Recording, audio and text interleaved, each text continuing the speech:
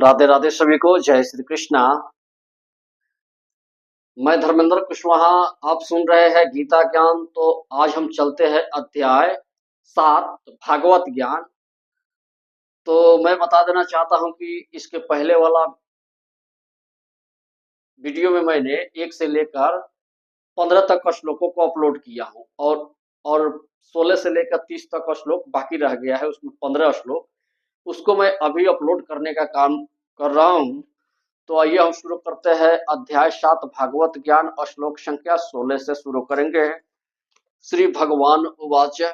श्री भगवान बोले अर्जुन से, चतुर्विद्या भजन्ते माम जना सुकृतोर्जुन अर्थ जिज्ञासु थार्ति ज्ञानी च भर सर्वम। तो भगवान बोल रहे हैं कि हे भरत श्रेष्ठ, 4 प्रकार के पुण्यात्मा मेरी सेवा करते हैं। कौन कौन सा? अर्थ जिज्ञासु, अर्थाति तथा ज्ञानी। ये जो 4 प्रकार के पुण्यात्मा है जो भगवान की सेवा करते हैं, तात्पर्य में जानेंगे। दुष्कृति के सर्वथा विपरीत ऐसे लोग हैं जो शास्त्रीय विधि विधानों का दृढ़ता से पालन करते हैं और वे सुकृतिन कहलाते हैं। अर्थात वे लोग हैं जो शास्त्रीय विधि विधानों, नैतिक तथा सामाजिक नियमों को मानते हैं और परमेश्वर के प्रति न्यूनाधिक भक्ति करते हैं। इन लोगों की 4 श्रेणियां हैं। वे जो पीड़ित है, वे जिन्हें धन की आवश्यकता है, वे जिन्हें जिज्ञासा है और वे जिन्हें परम सत्य का ज्ञान है। वे सारे लोग विविध परिस्थितियों में परमेश्वर की भक्ति करते रहते हैं। वे शुद्ध भक्त नहीं हैं क्योंकि वे भक्ति के बदले कुछ आकांक्षाओं की पूर्ति करना चाहते हैं।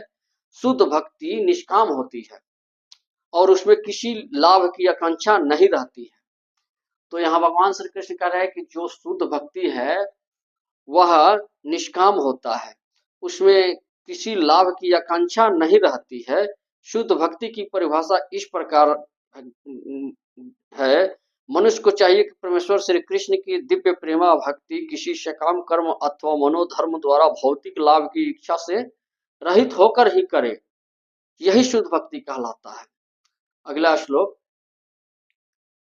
तेषां ज्ञानी नित्ययुत एक भक्ति विशेषतः प्रिय ही ज्ञानिनो त्वर्थ महम सचमम प्रिया। तो इस श्लोक में भगवान बोल रहे हैं कि इनमें से जो परम ज्ञानी है और शुद्ध भक्ति में लगा रहता है वह सर्वश्रेष्ठ है, क्योंकि मैं उसे अत्यंत प्रिय हूं और वह भी मुझे अत्यंत प्रिय है। तो यहाँ भगवान श्री कृष्ण कह रहे हैं, भौतिक इच्छाओं के समस्त कल्मशों से मुक्त, अर्थ जिज्ञासु, धनहीन तथा ज्ञानी, ये सब शुद्ध भक्त बन जाते हैं। किंतु इनमें से जो परम सत्य का ज्ञानी है और भौतिक इच्छाओं से मुक्त होता है वही भगवान के शुद्ध भक्त हो पाता है। इन 4 वर्गों में से जो भक्त ज्ञानी है, इन 4 वर्गों में से जो भक्त ज्ञानी है और साथ ही भक्ति में लगा रहता है वह भगवान के कथनानुसार सर्वश्रेष्ठ है। कौन सर्वश्रेष्ठ है? जो ज्ञानी हो और साथ में भक्ति भी कर रहा है वह सर्वश्रेष्ठ है। आगे देखते हैं। उदार सर्व एवेते ज्ञानी त्वात्मेव में मतः अस्तित्व शाही युतात्मा मामे बनुत्माम गतिम। तो श्लोक संख्या 18 में भगवान श्री कृष्ण बोल रहे हैं कि हे अर्जुन, निसंदेह ये सब उदार चेता व्यक्ति है, किंतु जो मेरे ज्ञान को प्राप्त है उसे मैं अपने ही समान मानता हूं और मेरी दिव्य सेवा में तत्पर रहकर मुझ सर्वोच्च उद्देश्य निश्चित रूप से प्राप्त करता है। तो आइए हम जानते हैं अर्थात में। ऐसा नहीं कि जो कम ज्ञानी भक्त है वे भगवान को प्रिय नहीं है। भगवान कह रहे हैं कि ऐसा नहीं कि जो कम ज्ञानी है वह भगवान को प्रिय नहीं है। भगवान कहते हैं कि सभी उदार चेता है, क्योंकि चाहे जो भी भगवान के पास किसी भी उद्देश्य से आए वह महात्मा कहलाता है। अगर आप भी भगवान के पास जा रहे हैं तो आप ही महात्मा कहलाएंगे। यही बात भगवान श्री कृष्ण कह रहे हैं, जो भक्त भक्ति के बदले कुछ लाभ चाहते हैं उन्हें भगवान स्वीकार कर लेते हैं। अगर जो भक्ति के बदले में चाहे कि मुझे धन ऐश्वर्य भोग ये सब दे दीजिए, तो वो भी भगवान दे देते हैं। लेकिन क्योंकि इसमें स्नेह का विनियमित होता है, स्नेहवश भगवान से लाभ की याचना करते हैं और वे उन्हें वह प्राप्त हो जाता है। जो भगवान से कोई वस्तु मांग रहा है वह उसे प्राप्त हो जाता है और वे इतने प्रसन्न होते हैं, लेने वाले जो जो जो जिसको अगर कोई वस्तु मिल गया वह इतना प्रसन्न हो जाता है कि भागवत भक्ति करने लगता है, उसको भगवान के ऊपर पूरा भरोसा हो जाता है। किंतु ज्ञानी भक्त भगवान को इसलिए प्रिय है कि उसका उद्देश्य प्रेम तथा भक्ति से परमेश्वर की सेवा करना होता है। ऐसा भक्त भगवान की सेवा किए बिना क्षण भर भी नहीं रह सकता है। इसी प्रकार परमेश्वर अपने भक्त को बहुत चाहते हैं और वे उससे विलग नहीं हो पाते। भक्तगण सदैव, भगवान कह रहे हैं कि भक्तगण सदैव मेरे हृदय में वास करते हैं और मैं भक्तों के हृदय में वास करता हूँ। भक्त मेरे अतिरिक्त और कुछ नहीं जानता और मैं भी भक्त को कभी नहीं भूलता। मेरे तथा शुद्ध भक्तों के बीच घनिष्ठ संबंध रहता है। ज्ञानी शुद्ध भक्त कभी भी आध्यात्मिक संपर्क से दूर नहीं होते, अतः वे मुझे अत्यंत प्रिय हैं। अगला श्लोक में पढ़ेंगे, बहुना जन्म नामंते ज्ञानवंपा पर प्रपद्धते वासुदेव सर्वमिति स महात्मा स दुर्लभा। तो यहाँ भगवान बोल रहे हैं कि अनेक जन्म जन्मांतर के बाद जिसे सचमुच ज्ञान होता है वह मुझको समस्त कारणों का कारण जानकर मेरी शरण में आता है, ऐसे महात्मा अत्यंत दुर्लभ होता है। तो आगे बढ़ते हैं।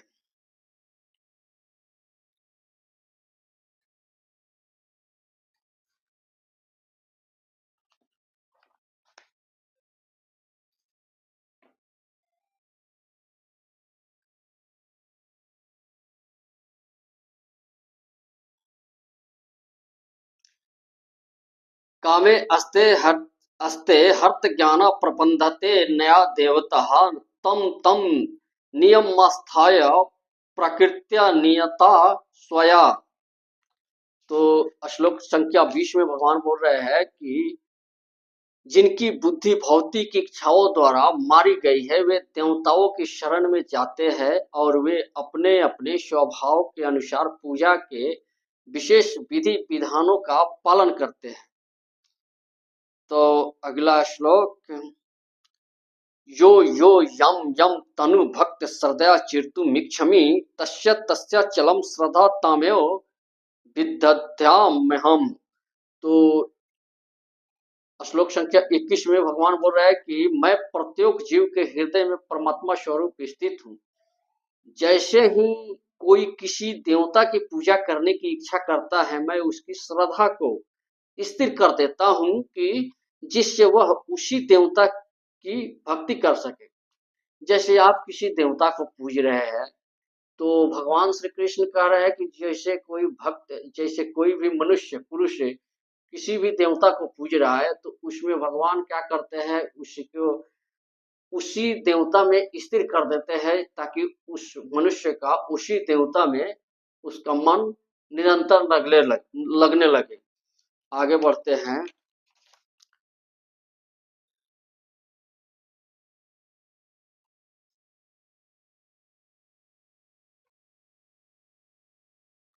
सतया श्रद्धया युक्तः तस्याराधन मिहिते लभते च ततः कामान मये विहितान विहितान। तो इसमें भगवान श्री कृष्ण बोल रहे हैं कि ऐसे श्रद्धा से सम्मानित वह देवता विशेष की पूजा करने का यत्न करता है और अपनी इच्छा की पूर्ति करता है, किंतु वास्तविकता तो यह है कि वे सारे लाभ केवल मेरे द्वारा प्रदत्त हैं।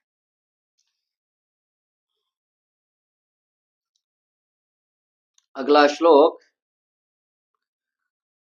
अंतवंतु फलम तेषा तद्रव त्वल्पमेधसा देवान देव यजो यान्ति मदता यान्ति मामपि। तो श्लोक संख्या 23 में भगवान बोल रहे हैं कि अल्प बुद्धि वाले व्यक्ति देवताओं की पूजा करते हैं और उन्हें प्राप्त होने वाले फल सीमित तथा क्षणिक होते हैं। देवता की पूजा करने वाले देवलोक को जाते हैं, किंतु मेरे भक्त अनंतः मेरे परम धाम को प्राप्त होते हैं। यानी जो देवताओं की पूजा करते हैं वह देवताओं के बीच में जन्म लेते हैं, लेकिन जो भगवान के भक्ति करता है, भगवान का पूजा करता है, वह भगवान के परम धाम को प्राप्त होता है, वैकुंठ धाम को। अब अर्थात में जानेंगे, भागवत गीता के कुछ भाष्कर कहते हैं कि देवता की पूजा करने वाले व्यक्ति परमेश्वर के पास पहुंच सकता है, किंतु यहाँ स्पष्ट कहा गया है कि देवताओं के उपासक भिन्न भिन्न लोकों को जाते हैं जहाँ विविध देवता स्थित है। ठीक उसी प्रकार जिस तरह सूर्य की उपासना करने वाले सूर्य को या चंद्रमा की उपासक चंद्रमा को प्राप्त होते हैं, इसी प्रकार यदि कोई इंद्र जैसे देवता की पूजा करना चाहता है तो उसे पूजे जाने वाले उसी देवता को लोक प्राप्त होगा। ऐसा नहीं कि किसी भी देवता की पूजा करने से भगवान को प्राप्त किया जा सकता है। अगर आप देवता को पूजा कर रहे हैं तो उसमें आप भगवान को प्राप्त नहीं कर सकते हैं। यहाँ स्पष्ट भगवान बता रहे हैं, यहाँ पर इसका निषेध किया गया है, क्योंकि यह स्पष्ट कहा गया है कि देवताओं के उपासक भौतिक जगत के तथा अन्य लोकों को जाते हैं, किंतु भगवान का भक्त भगवान के ही परम धाम को जाता है। जो भगवान का भक्त है वह भगवान के परम धाम को ही जाते हैं। यहाँ यह प्रश्न उठाया जा सकता है कि यदि विविध देवता परमेश्वर के शरीर के विविध अंग है तो उन सब की पूजा करने से एक ही जैसा फल मिलना चाहिए, किंतु देवताओं के उपासक अल्पज्ञ होते हैं, क्योंकि वे यह नहीं जानते कि शरीर के किस अंग को भोजन दिया जाए।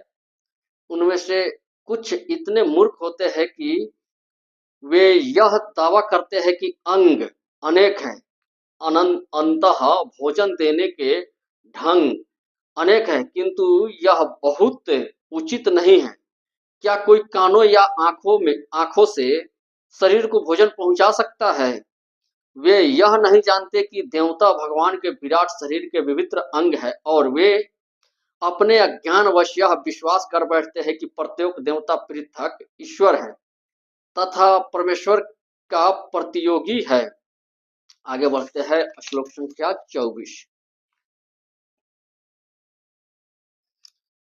अव्यक्त व्यक्ति मापनम पन्यते मबुद्धे परम भाव मजानंता मामा व्यय मानुतमम। तो इस श्लोक में भगवान बोल रहे हैं कि बुद्धिहीन मनुष्य मुझको ठीक से ना जानने के कारण सोचते हैं कि भगवान कृष्ण पहले निराकार था और अब मैंने इस स्वरूप को धारण किया है। वे अपने अल्पज्ञ के कारण मेरी अविनाशी तथा सर्वोच्च प्रकृति को नहीं जान पाते हैं। तात्पर्य में जानेंगे, देवताओं के उपासक को अल्पज्ञ कहा जा चुका है और इस श्लोक में निर्विशेष वादियों को भी अल्पज्ञ कहा गया है। भगवान श्री कृष्ण अपने साकार रूप में यहाँ पर अर्जुन से बातें कर रहे हैं, किंतु जब निर्विशेषवादी अपने अज्ञान के कारण तर्क करते हैं कि परमेश्वर का अंततः कोई स्वरूप नहीं होता, श्री रामानुजाचार्य की परंपरा के महान भक्तगण यमुनाचार्य ने इस संबंध में 2 अत्यंत उपयुक्त श्लोक कहे हैं। जैसे, हे प्रभु, व्यास देव तथा नारद जैसे भक्त आपको भगवान रूप में जानते हैं। मनुष्य विविध वैदिक ग्रंथों को पढ़कर आपके गुण रूप तथा कार्यों को जान सकता है और इस तरह आपको भगवान के रूप में समझ सकता है, किंतु जो लोग रजो तथा तमो गुण के वश में है, ऐसे असुर तथा अभक्त गण आपको नहीं समझ पाते हैं। ऐसे अभक्त वेदांत उपनिषद तथा वैदिक ग्रंथों की व्याख्या करने में कितने ही निर्गुण क्यों न हो, वे भगवान को नहीं समझ पाते हैं। आगे बढ़ते हैं,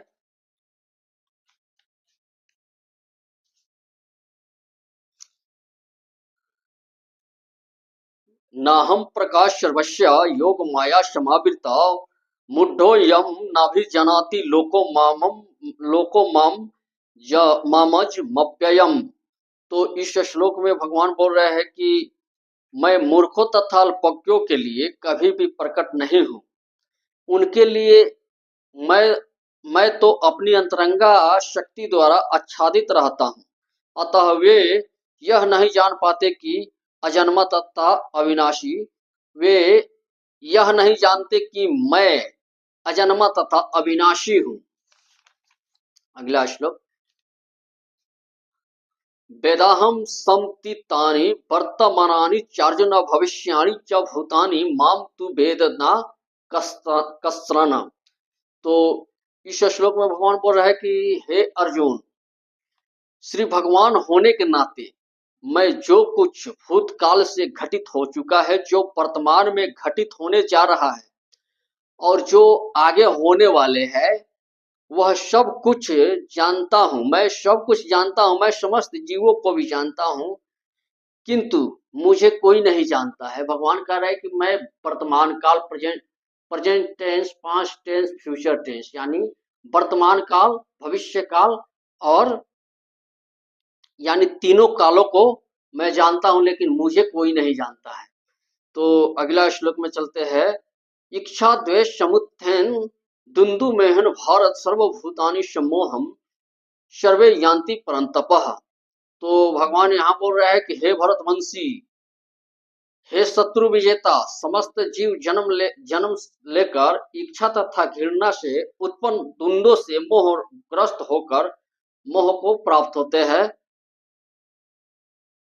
एषम त्वंतगतम पापा जनाना पुण्यकृताना ते दुंदु मोह निर्मता भजन्ते माम दृढ़व्रता।